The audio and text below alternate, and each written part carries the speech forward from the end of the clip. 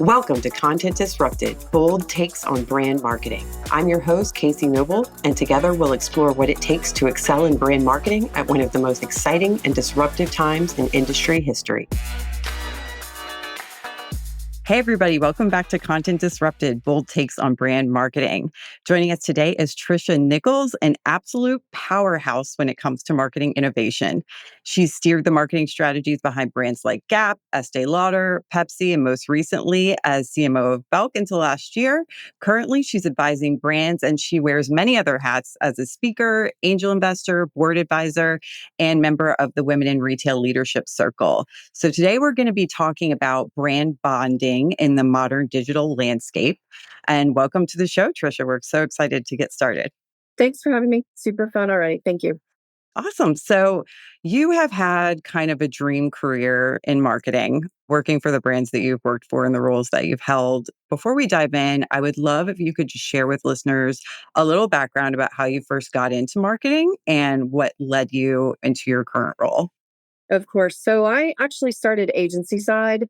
And I have to say, I recommend that for folks who don't know which path they want to take. Agency side, you really learn to wear multiple hats, you hustle, and you get a lot of just rigor in your career. So I started agency side in media. I think that was a good starting launch point, and worked agency side until I was working eventually on the Pepsi account and then joined Pepsi. But during my time at the agency, I was in media, but started to really migrate into positioning of brands and storytelling and what insights are behind that.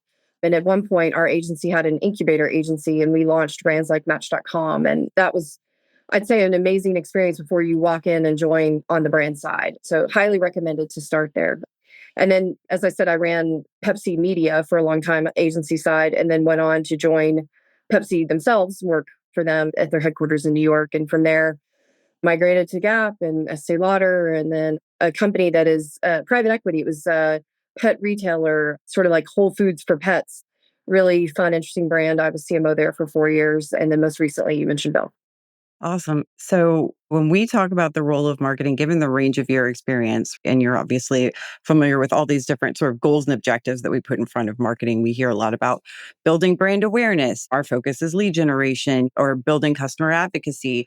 But you've been known to use the term brand bonding as sort of like a mission and mantra for marketing. So I would love if you can share a little bit about brand bonding. What does that actually mean to you? And why do you think that's an important sort of concept for us to center ourselves around today? Yes. Okay, great. So I'll give you the definition, but even before that, why I might have gravitated there was actually being at the agency side, but being close to CMOs and trying to solve for what they're solving for. I learned early to ask, what would the CEO say is the challenge? What is the challenge bigger than marketing? What is the real challenge? Is it customers not returning? Is it customers not understanding a value prop? It may be product has lost its way and marketing's trying to solve for that until product gets back on track. There's so many different challenges that maybe aren't happening at the even marketing only conversation that you need to take a step back. But I found that brand bonding is a bit of, it solves for more of a longer term need. Brand bonding by definition is multiple frequent positive engagements with the brand, one that consumers will seek out, not just experience, but they're actually beginning to, I want to open that email. I want to see what they're up to. I need to go visit their website and see what they're up to. They tell others about it, not just from an advocacy, but they're like, you've got to download this app. You've got to look how I interact with this brand. I love them so much. And you need to do this too in your life. That's bonding. But what you have to do as a marketer is brand bonding and brand love are very close in sentiment, but brand bonding is measurable, it's actionable. So multiple positive, frequent engagements with the brand. There's a company called Brand Z that I learned the quantitative side of that from, and Brand Z format. And if you're sitting at the CEO, CFO table as a marketer and you're with your peers and ultimately the accountability of the company, you've got to have something that is quantifiable. And brand bonding is quantifiable. And what, if you introduce decision science, data science, you can really start to unlock what caused people to bond to you. What does their behavior look like when they're bonded? You begin to define it in your own terms. Brand bonding means they opened this many emails, or brand bonding means they attended this event or answered the survey, or they came to our store 7 times, even when that's not their normal range to come. And now we've increased that range. So there's a lot that you can do to lay out a scorecard, if you will, on brand bonding, and customer health is really what it is.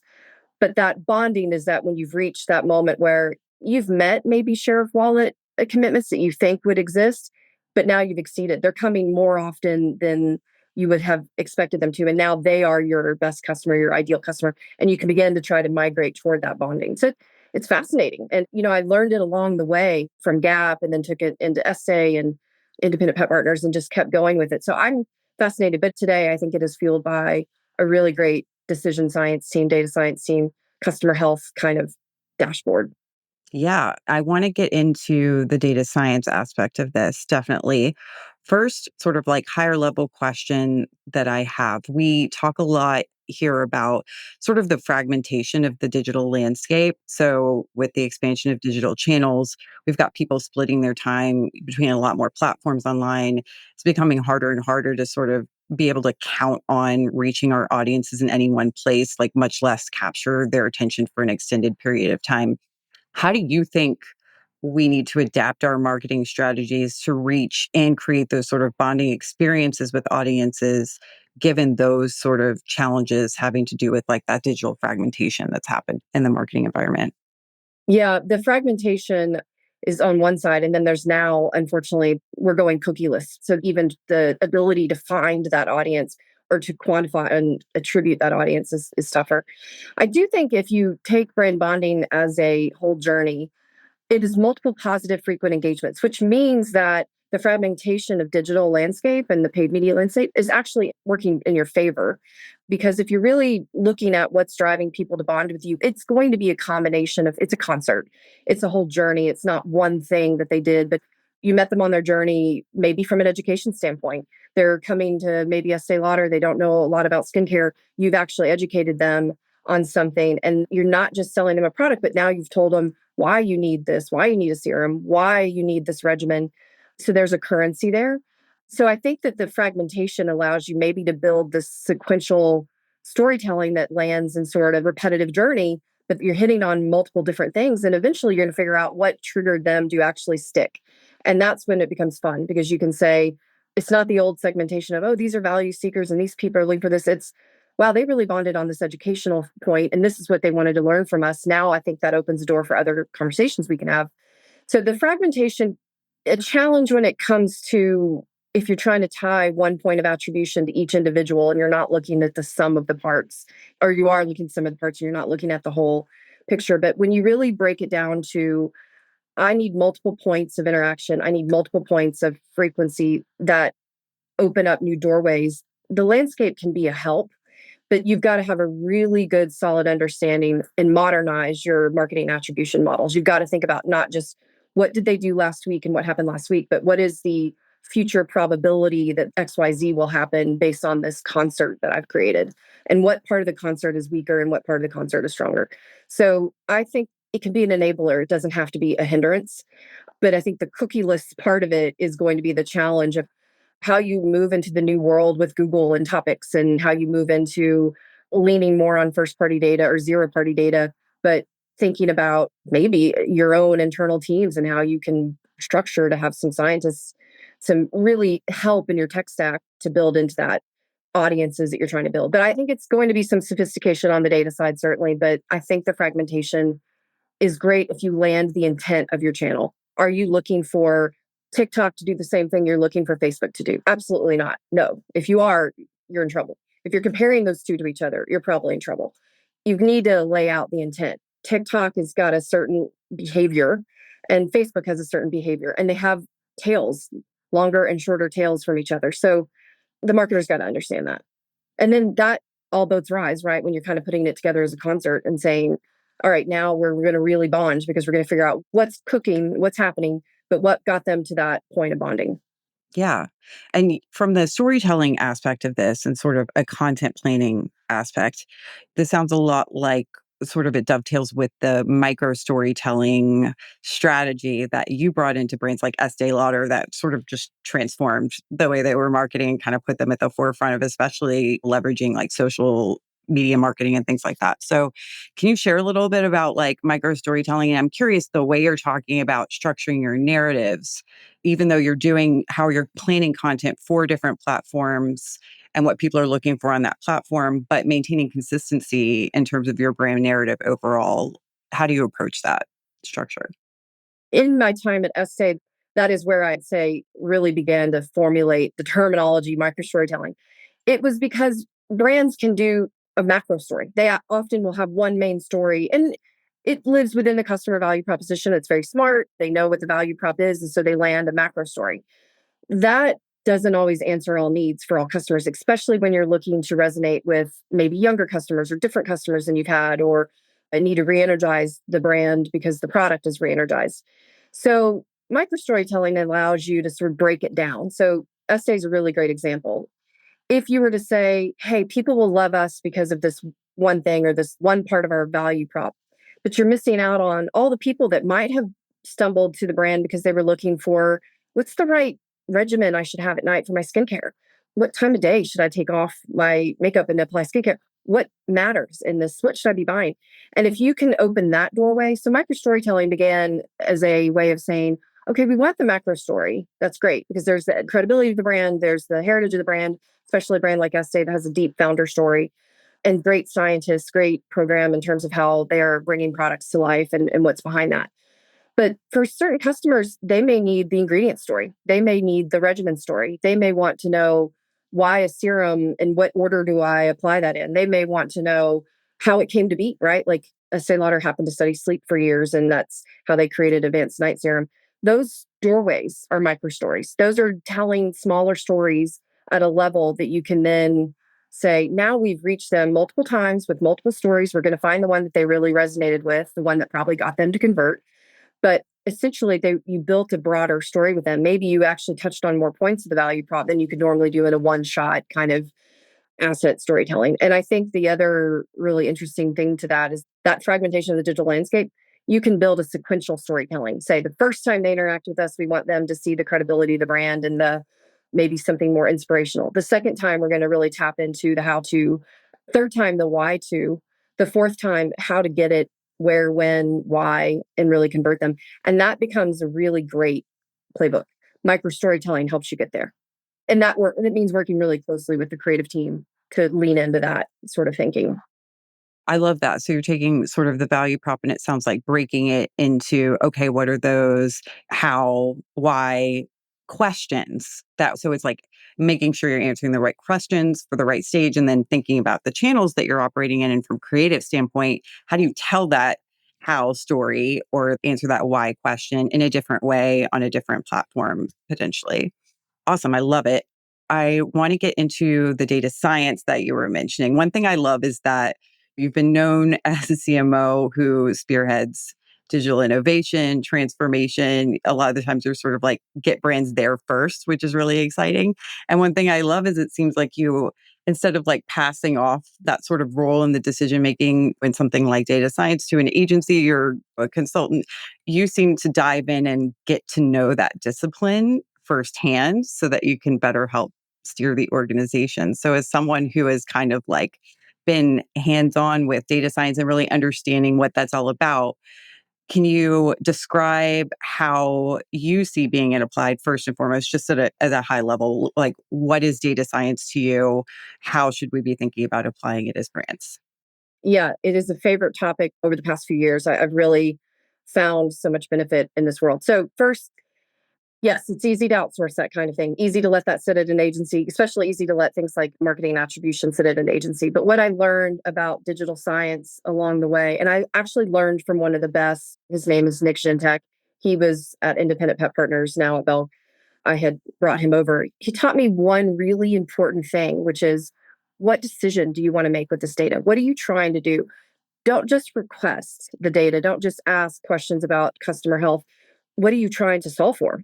And that muscle, building that muscle for a marketer to say, data for data's sake, yes, you could look at a million miles of things and get truly overwhelmed and actually have your digital media and your CRM and everything else kind of going in a million. Talk about fragmentation. You could actually fragment yourself to death.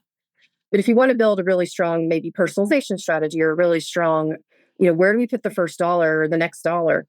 That role of what decision are you trying to make is critical. And it circles back to what I said earlier. Say, what is the CEO trying to solve for? Because marketing may be able to reach up higher than just the customer awareness and customer this, but the health of the company. Is the value prop correct? And is it living across the company in the right way? So I have found that having that in house is invaluable. It can be built elsewhere. I also learned again from the best thing, Gentech, but also a company called Penfield. We've tapped into quite a few times to get to a really great place of prescriptive data and predictive data to answer questions like before someone's churning, before they leave you, what does that behavior look like? So you can grab them before they go. But then what's that thing that will get them bonded and keep them back in? So it's just this customer health dashboard, if you will. And I think that dashboard is best held in house. Not everyone can do it. Not every company is going to invest. But as a marketer now, like my right arm, I love it. I learn from it. And it's even good if they don't report to you. It's great if they do, but the fact that there's an unbiased sitting there within the data scientists, they're not going to be afraid to say, hey, that thing you did didn't work. And you've got to be bold enough to say, thank you for letting me know. And now I need to do something else for the company. It's not just my personal dashboard and scorecard. Is the company healthy? So I love it. I think it keeps you accountable. I think it keeps you learning, and you can experiment and test and learn with customers and really start to drive your business for the positive.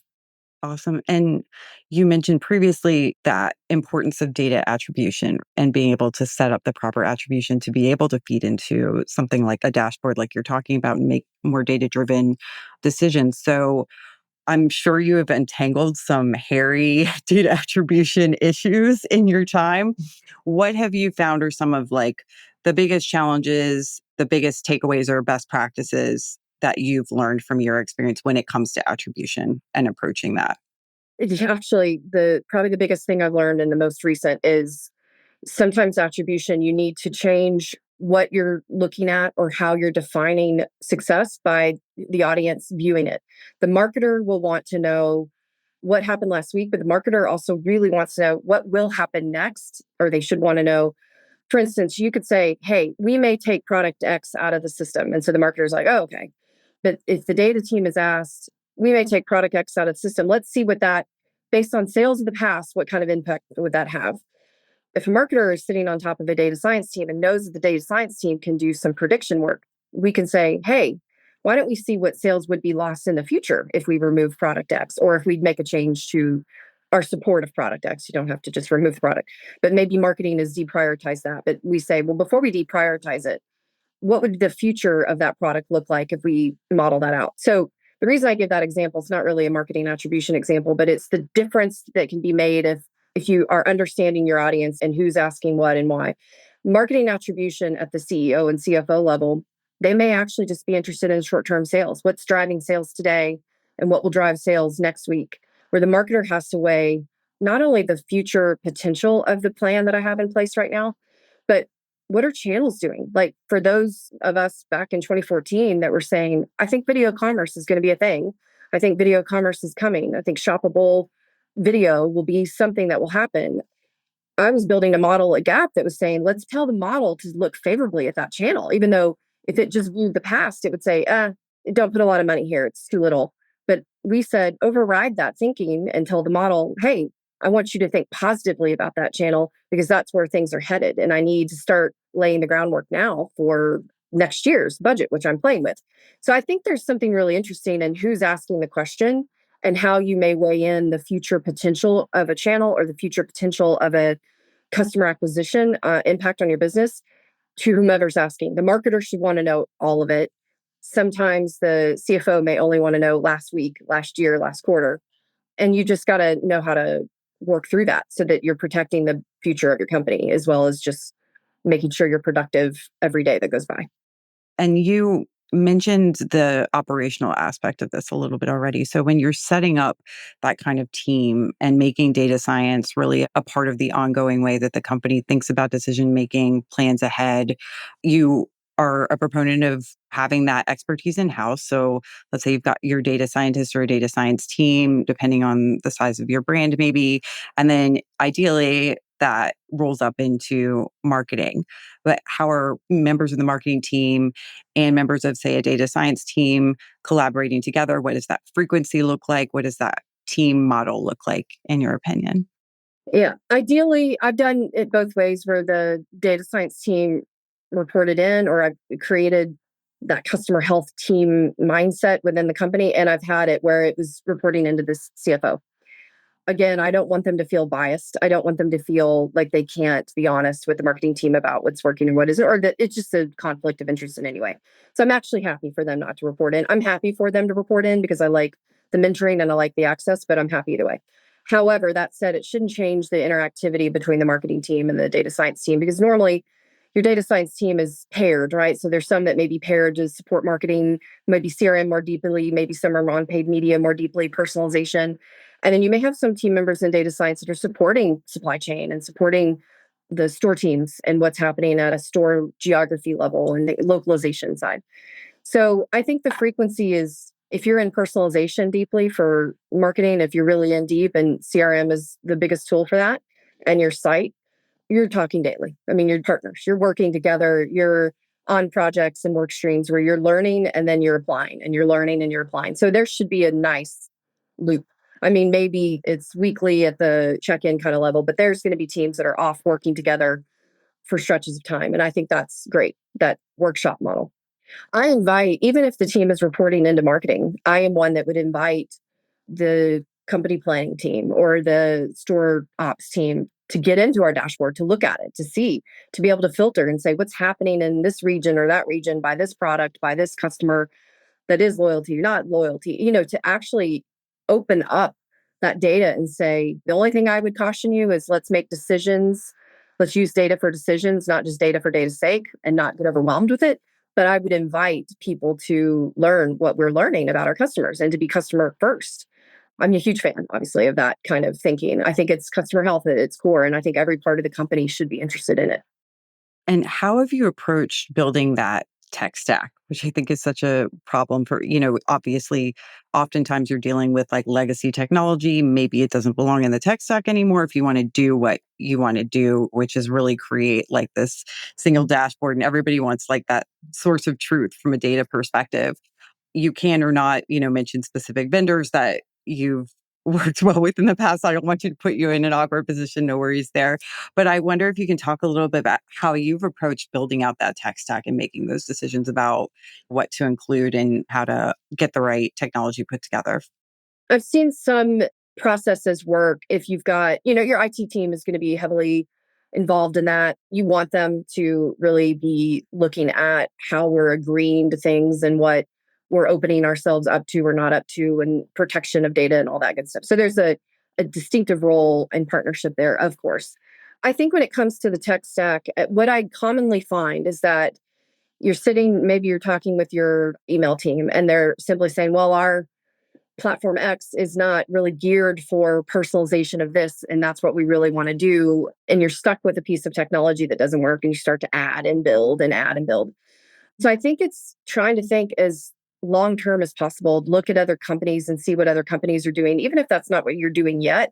But knowing that may be where you're headed, you've got to have a sense of where you're headed when you're making tech decisions. You've got to have a sense of how sophisticated a company is to plug and play versus everything's bespoke, because down the road that can become a headache if everything is bespoke and then you're like, great, now we've got to literally build it from the ground up versus opportunity to plug and play. So there's some great players out there that allow for that flexibility or have really great reputations for working with other plugins, if you will.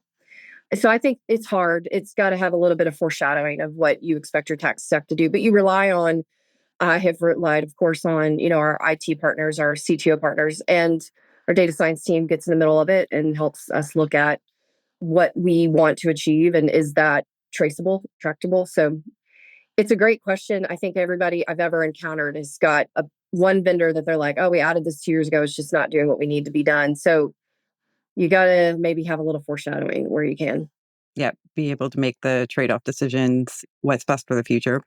And obviously, sort of diving into another area, generative AI is another emerging tech discipline that's already had a massive impact on our industry in a very short time. So, thinking forward about something like generative AI. I would love your opinion, being the person that you are with the brain that you have. Where do you see the biggest near-term opportunities for Gen AI in marketing? Yeah, I've seen some of the good, the bad, and the ugly just in training. So I happened to attend Berkeley Executive Education on artificial intelligence last year. So I did an 8-week course on that. And we were already applying a lot of machine learning into our data science world. So there was the idea of descriptive, prescriptive, predictive metrics we were already playing with. When it comes to true marketing forms of it, when you think about using AI to do anything from picking your subject line to creating search capabilities on your website and some other things that can be done, I think they're interesting, but there are pitfalls. There is a tone of voice that can be left. All those micro stories I talked about, AI doesn't know about them. AI can't invent them unless you tell it to. And even then, it may get it wrong. Because I went through the class, I know there are times where AI, it can get it wrong. The data isn't right, the facts are not right, or they're made up. That's scary. You don't want to put something like that in front of your customer. So I'm a tread lightly in the form of micro storytelling and education. You got to own that. You got to know what you're talking about. You've got to be the voice to your customer and not have anybody else be that voice for you. I think AI can be interesting in what's going to make somebody open this email. What's a great way to narrate something? What's a better script of this or that? But I think you've got to, the customer value prop cannot be AI'd. You cannot leave it up to a machine to talk to your customers. I think you can let machine learning tell you a lot about your customers, but I tread lightly on using it as a marketing voice. Right. So not creating content from scratch, but maybe focusing on optimization, on how you can scale, on suggesting alternative ways of thinking about X, Y, or Z, but you're in control. You're steering it as to here's what I potentially want you to explore for me, not expecting it to make the executive decision for you, which makes perfect sense. I mean, it's a language model, right? So it's really just predicting how to put words together at the end of the day. Like not a replacement for a CMO. Yeah. I mean, there is really a lot. You have to really get to know what's safe, right? For pet safety. That's a huge aspect of our business in that world. And you cannot let an AI model talk about safety with pet owners. There's so much emotion embedded in that. It's just like with kids, you do not want to leave it up to an AI model to write your emails for you and get it wrong, or just not have the same sentiment that you would want it to come from a team member. And ultimately, it is if it's being written by a human. And there's some love as brain bonding, right? And AI just can't, you can't bond with the machine. Absolutely. I love that. I feel like we could keep chatting about this all day, but I do want to close this out with a few speed round questions if you're game. Okay. Sound good? So, how this works, there's no right answers. I'm going to ask you a few questions. Just tell me what immediately comes to mind so that we can kind of get some insight into how your brain works. So, first question, as a marketer, what keeps you up at night? Acquisition of customers and how to keep that on the table as an investment. Constantly have to be thinking about new ways to keep that going. What keeps you going? Creating paths unknown. So walking a path that's never been walked before, sticking your neck out there and saying, hey, I think there's some intuition here. I think we should test and learn. We got to try it. So I really like navigating the unknown. I'm very comfortable with that as a marketer. I love that. What marketing term do you love? It's not pretty, but I love transformation. It's beautiful to transform an unhealthy customer to a healthy one. It's beautiful to transform a company into modern thinking. It's transformation of the customer value prop when you're evolving as a company and really thinking about how customers using you and let them tell you how they're using you. Love that. Now, on the flip side, what marketing term do you hate? Well, we tried that. So good. Yeah. I think that tracks with everything that you've already said. This is more of the random question. What emoji do you think best describes the current state of marketing? Rocket ship. I'm positive. I've got to be positive. The rocket ship. We don't know where it's going. It's going. I think it's get on the rocket ship. But it's going to be an upward trajectory, right? We're going Yeah, to be you're going moving up. fast and Where are we furious. going? Yeah. And the age old debate, quality or quantity? Oh, I'm going to throw a wrench. And I learned this from someone. I have to give it credit. It was that gap. It's quality of quantity or quantity of quality. You can think of it both ways, but it's quantity of quality, not just quantity. So you got to find the quality in it. I love it. Tricia, thank you so much for coming on, sharing your experience with us today. And hopefully we'll have you back down the line and we can reconnect on some of the topics that we just got to skim the surface on here today. But thank you so much. Okay, well, thank you. It was great. Thanks for listening to Content Disrupted, brought to you by Skyward. Stay up to date on the latest ideas and insights in brand building and content marketing by visiting our website at skyward.com. Join us for our next episode, where we'll continue to challenge marketing norms and inspire you with fresh strategies for growing business through brand storytelling. See you there.